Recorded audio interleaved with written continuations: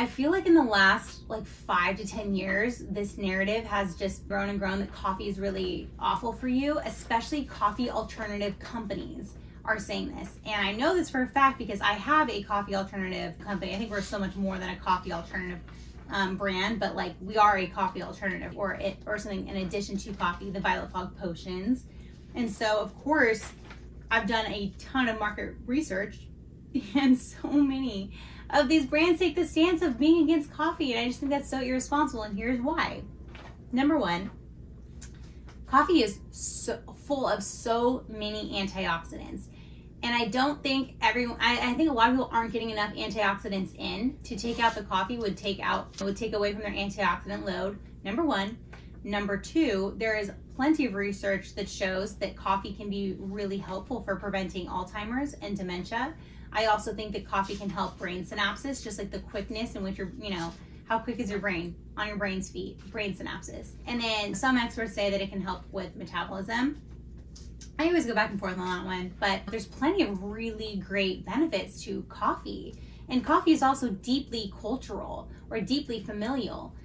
For a lot of countries, like that is just deeply embedded in them, is drinking coffee, drinking espresso. Like I said, deeply familial. For me, I grew up with a dad who just loves coffee, and when I was old enough, I started drinking coffee, and I love coffee too. And to think of him like without his coffee is just like weird. It's something we've enjoyed, like mornings together drinking coffee. Like I just love that. And also he's gonna be 84 next year, and he is sharp as ever.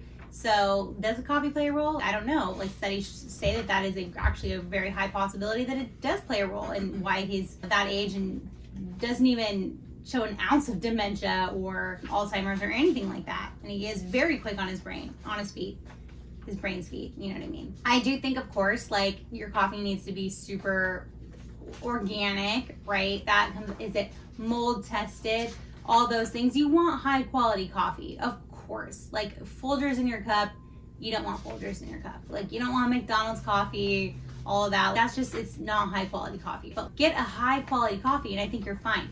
I also think this, I just don't like the blanket statement, ditch the coffee, right? Because like coffee can help a lot of people. I think where coffee is a issue is if you have a true addiction to it, right? If you can't go a day without it, let's say a day comes around where for some reason you can't have coffee. That might suck, but if you're like, fine, like it's all right, like I'll still get through the day, cool. But if you're like suffering, like no other headaches, all this stuff, if it's getting to the point where you're drinking so much coffee where you feel like your HPA axis, hypothalamus, pituitary adrenals is starting to get in dysfunction, your adrenals are starting to feel taxed, you're starting to become tired but wired, your sleep cycle is starting to get disruptive, perhaps you're starting to get more jittery, more anxious, maybe you feel like coffee's not working as well for you when something is an issue for you, right? You know that. You don't need someone to like do a test to tell you if like coffee is helping you or harming you. Unless like it's a very specific diet, unless there's something very specific you're trying to achieve, that I get. But if you're able to have a cup a day, maybe even 2 cups a day, and it's just something you enjoy, you find that it enhances your life, you're good, that's awesome then. If it's not affecting you in a negative way, nothing wrong with coffee. I just think like our company, Violet Fog Potions, will never take that stance about being against coffee. In fact, we say, put a scoop of our stress blend in your coffee, make your coffee last longer, enhance the benefits, or swap out your second or third cup of coffee for a potion. Or if you don't drink coffee, the potions aren't meant to just replace coffee because they do so much more than that. They're so good for you. But my point is, we'll never take that stance of being against coffee because I drink a cup of coffee every single day. I love coffee. But when caffeine rules you, then it is an issue. And I think it is more the caffeine than the coffee that really is the issue. And on our site, it's so funny, like I just wrote an entire article on how to detox from coffee should you need to, but I'm like so clear in my messaging that I don't think coffee is bad. It's just when I think you have a caffeine addiction that is bad. It's just something that irks me that I see, and I get why brands do it. I think it's a really easy marketing tactic, right, to make their product look appealing, but I just think like we need to operate with the moral compass. We need to look at big picture, take bio-individuality at play.